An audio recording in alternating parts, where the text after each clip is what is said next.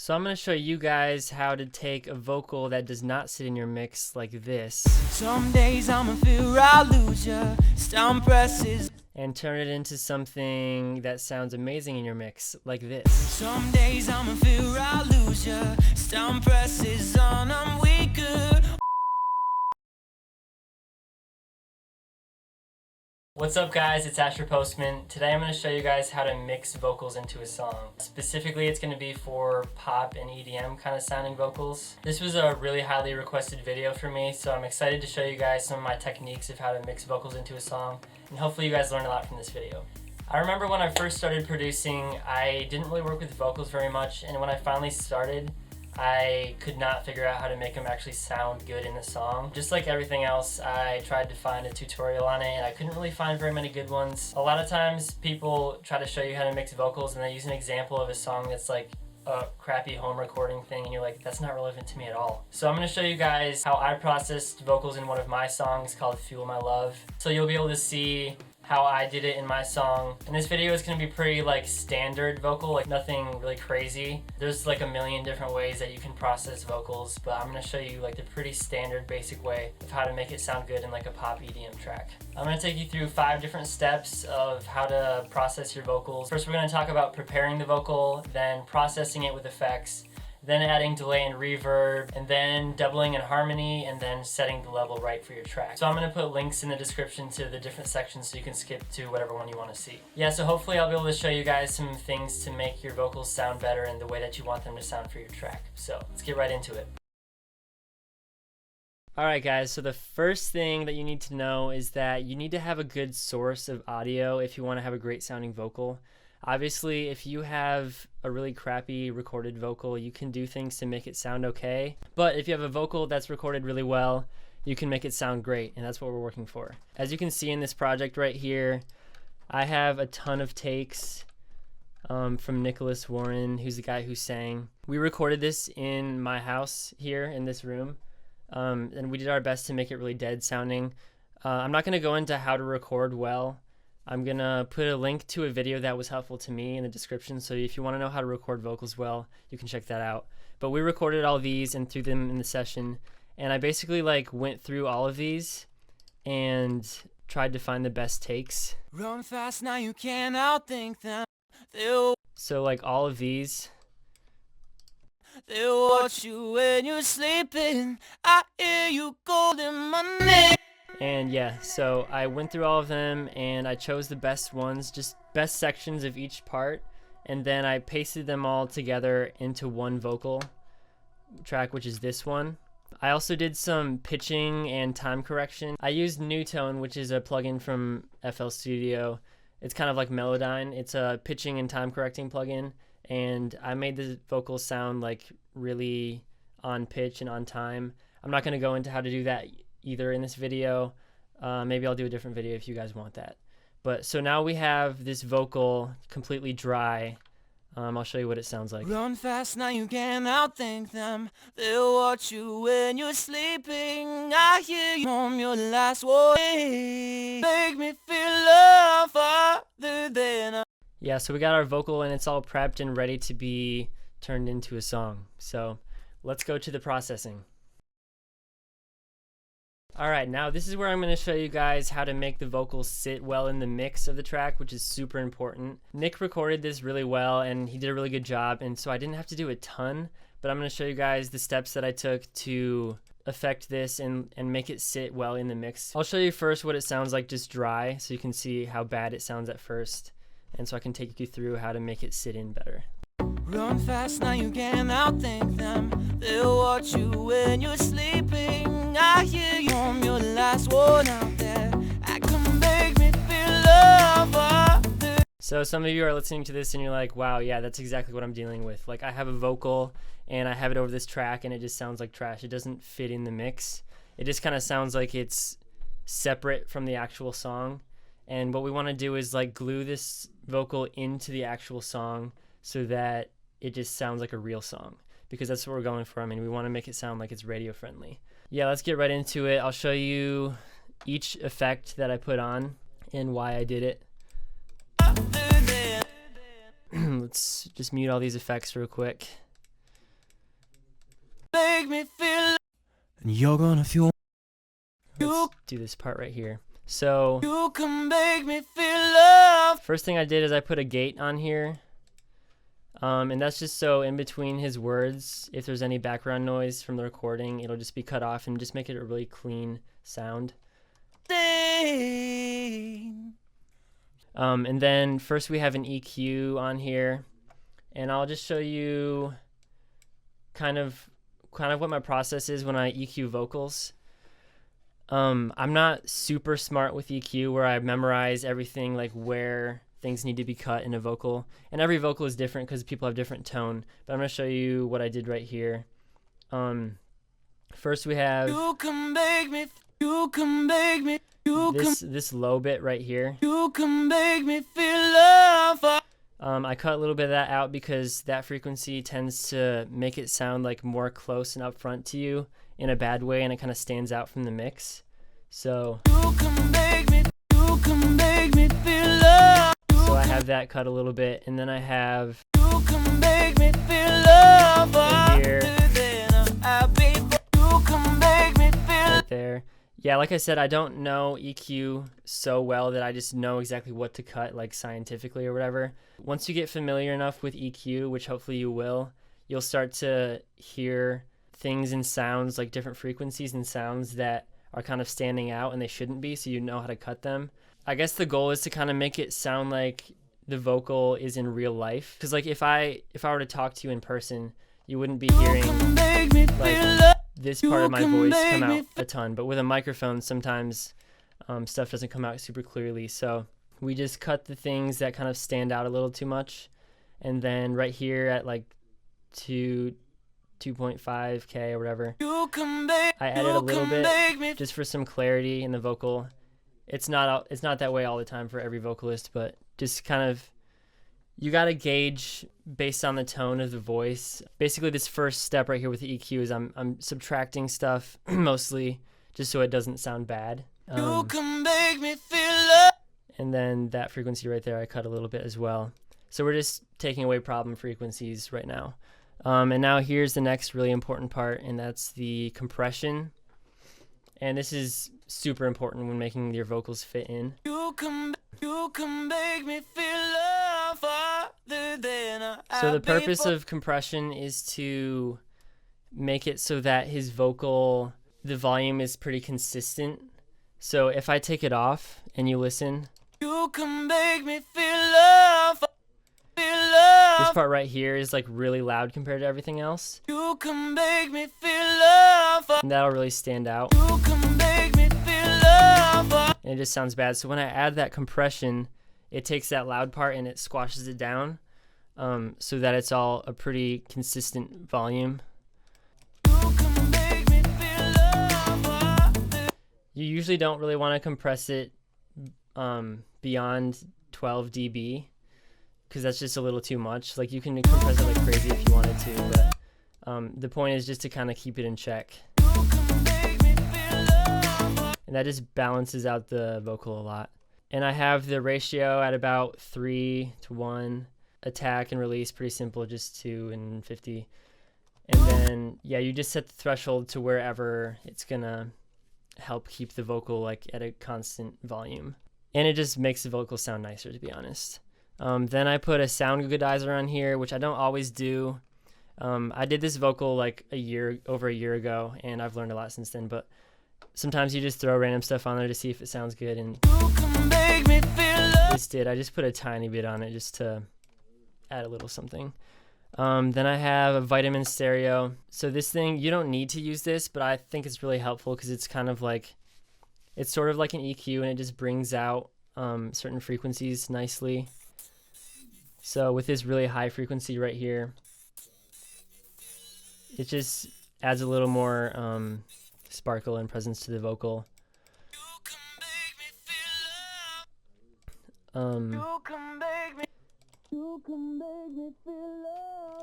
This just adds more sparkle to the sound and makes it sound clearer. And then I have an OTT on here, which I don't always use OTT on vocals, but it sounded good for this one. It basically just compresses it so much.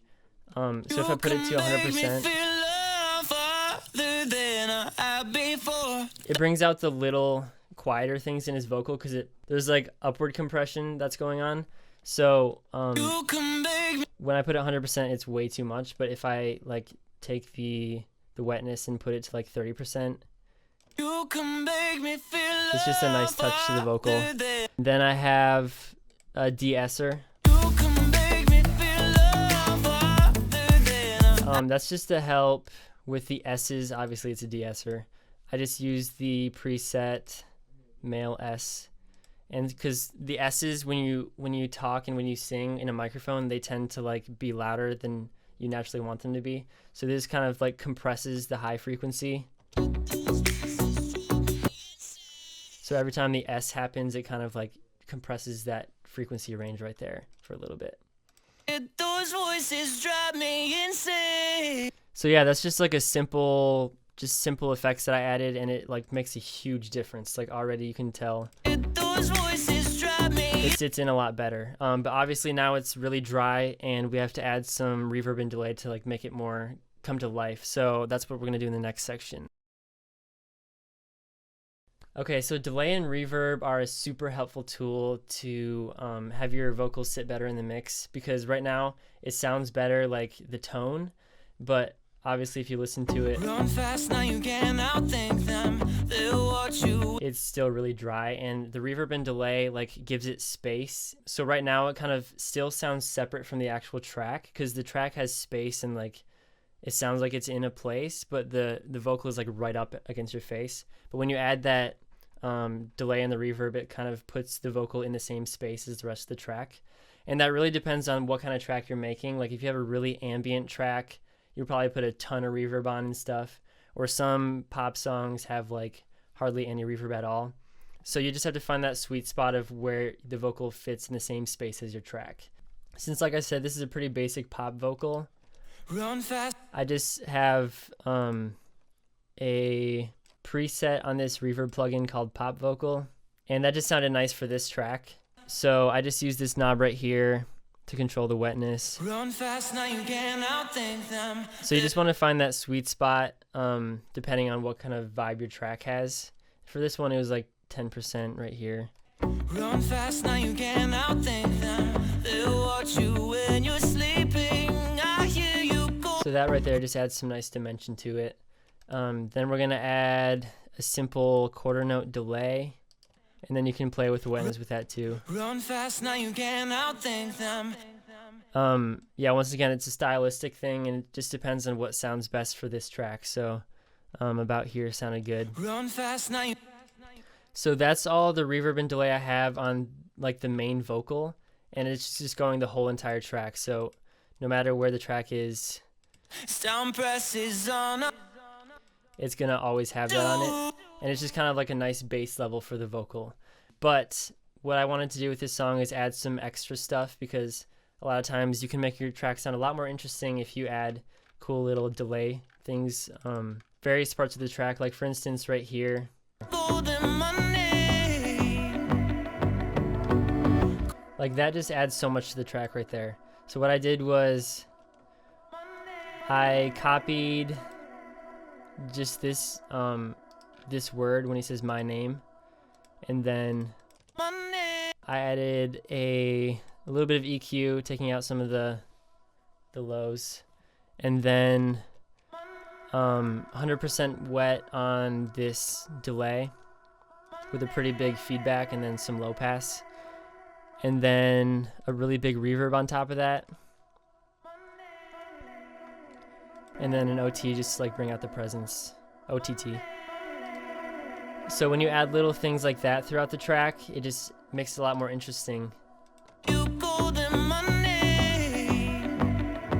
So there's a lot of different techniques and different ways you can have delay throws and stuff. And then I have stuff like before the drop here, when he says ignite the fire in me, Ignite the fire. like this thing right here. That's a really cool technique you can do. What I did was, Ignite. when he said ignite, I just took that, Ignite. like that reverb tail right there, I recorded it and then reversed it. So it goes up into that word. Toss the lighter. Ignite the fire in me. Yeah, so if you just add little things like that to your track, it can make it sound a lot more interesting. But now I'm going to move on to making the vocals thicker and bigger sounding with layering and harmonies. So let's get to that. Okay, so layering vocals, like doubling it and having harmonies, like adds so much to the vocal. So generally you're gonna do most of your layering and doubling in like choruses and pre-choruses and stuff. So as you can see in this project, the first verse, Run fast, now you can't outthink it's just the vocal just by itself, like mono in the center. And then to the pre-chorus, if you listen with headphones, actually I might throw on some headphones, you can hear it's really wide between the headphones or between the stereo image.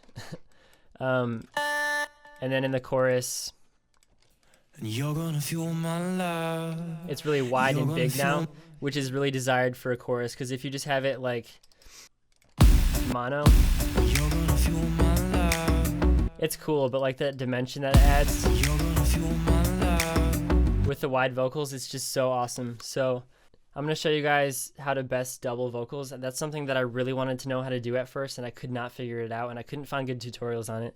But hopefully I'll teach you some good stuff about how to do that. So with this, as you can see, I have like a ton of takes in this project. So I had a lot of takes of him doing the chorus. So I had 2 other ones, which I panned left and right. So it's really wide. And it's really strategic how you get them to fit well, because one thing you can run into when you're doubling stuff like that is they're kind of like get in the way of each other, and maybe the different pitches and maybe some phase cancellation. Like that's all stuff that I really don't want in a vocal. So if you listen to this, it kind of sounds like there's a group of guys singing.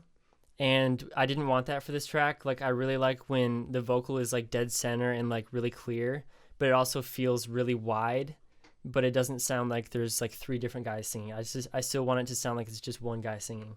So when I play this together, you can easily tell that there's 3 different vocal takes, but if I have all these effects on, it sounds like just one guy and it's just super wide. So how I did that with processing was, let's take these off real quick. First, I have some EQ, and I'm taking away a lot of the lows and low mids, because that's the kind of stuff that crowds together, and then the different pitches like contradict each other, and it just doesn't sound good to me. So you just take out a lot of the low end, maybe some of that 2K, and then I compress it. I compress it quite a bit. When you're doing backup vocals and stuff, it's okay if you compress it more. So this just keeps it consistent and nice sounding. Then I have a vitamin stereo, boosting the high end a little bit just for more crispiness. And then OTT, once again, I had it pretty high with this. It just sounded nice to me. And then an imager, just to make it wider. And then, let's see, one more EQ, taking away some of that 2K. So if you play them together, you just kind of like boost the frequencies just to find out what parts need to be cut. So I got that pretty desired sound where it's like, it sounds like it's one guy singing and then it's really wide. So, I mean, it really depends on what kind of song you're doing, because sometimes you do want a group vocal kind of sound. But for a lot of pop tracks, it's like really clear, one vocal, and then it just sounds really wide. So that's how you do that with this. And with the pre-chorus, there's another trick you can do if you only have one take, is use a stereo enhancer. So I have this one mono vocal right here, and I use a stereo enhancer, and it splits it left and right and delays it just a tiny bit, so it sounds like 2. I have some harmonies as well later in the track, like this other pre-chorus.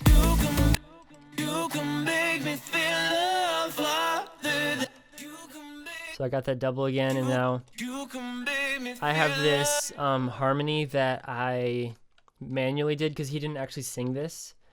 I just used pitcher and I changed the pitch so that it would be the harmony that I wanted. And it obviously sounds a little weird by itself, but since it's mixed in with the vocal, with the main vocal, it sounds really good.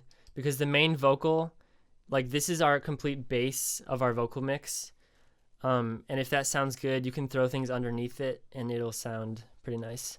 So with this harmony, I have one in the middle, and then I also have another wide one with a stereo imager going through the same channel, I think. So that's really wide. Then I have the wide on the regular vocal.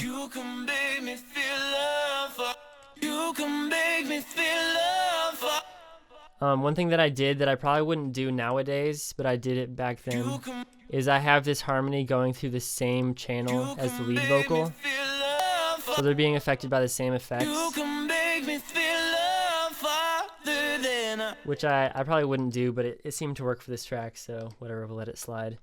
And then I have this, which is just the same vocal, pitched an octave down. And I think, yeah, I also have that leaded to the lead vocals thing, which I wouldn't do nowadays, but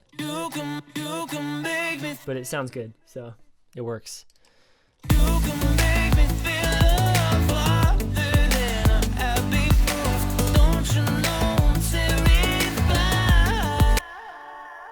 This third chorus, I wanted it to be like really big and really like awesome feeling because it's the third time it's happening. It needs to have more energy. So I have the lead vocal, and then I have him singing it an octave above. And then I have the doubles for the low and the double for the high. So there's a bunch of wide vocals going on right here. And then the harmony and then the harmony width. So we have all these beautiful harmonies, and then the high vocal and the low vocal. So all these together just make a really big, high energy, loud, nice sounding vocal. Yeah, so that's like pretty much the whole entire vocal right there, just like processed and sounding really nice. Now we want to make sure that the levels are right, like compared to the track. So that's what I'll show you how to do next.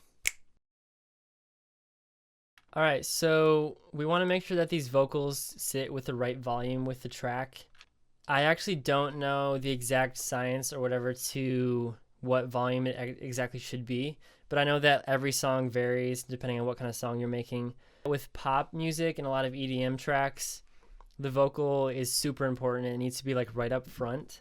So you want it to be nice and loud. And we did the work to make it sit nicely in the mix, but now we have to figure out the right volume. And so like I said, I don't know the exact science to where it should be at, but I would suggest listen to some references of other tracks that you like and try to gauge where the volume of the vocals are and have them sit right there. And sometimes in songs you have to use some like manual automation of the volume to just make sure that like all the parts can be heard really well, and like some softer parts you might need to boost a little bit, louder parts take down. But for this track it was pretty consistent with the compression that I used, and I didn't really have to do that. So you just want to keep in mind that the vocal needs to be the upfront part of the track, and you don't want it so loud that it sounds like it's a separate thing from the track, but you also don't want it too quiet so that like you can't really understand it, because it's the most important thing. Like people connect with the vocals the most, so you really want it to be upfront in your face but not so loud that it sounds separate from the track. So yeah, I think this sounds pretty good. And like I said, you're gonna want to reference other tracks and just kind of find out where the feeling is. And then if for some reason it's not sitting right in your mix, like you can't figure out a good volume for it, then you might need to go back into the processing and fix some things with EQ, maybe take some things out or boost some things. But for this vocal, I think it's sounding pretty good, and it feels like it's sitting pretty well in the mix. So yeah, that's how I process these vocals. Thank you guys for watching this video. I really hope you learned some helpful things so that you can become a better producer yourself. Don't be discouraged if your songs don't sound amazing right away. I remember when I first started, it was really frustrating because they didn't sound professional. But if you keep at it and you keep practicing these techniques that I show you, eventually you'll get there, so just keep working at it. If you like my music, please show me some love on Spotify, iTunes, and SoundCloud, listening to my stuff, following me. I'm going to be releasing some more stuff soon, including a new remix, so keep your eye out for that. You're not going to want to miss my new stuff. And also don't forget to follow me on Instagram, Twitter, Facebook if you want to keep updated with my life. If you guys like this video, don't forget to give it a thumbs up, comment below, share it, and don't forget to subscribe to my channel. If you have any ideas for other tutorials or videos you want me to make, go ahead and drop those ideas in the comments below. Thanks for watching, guys. Peace.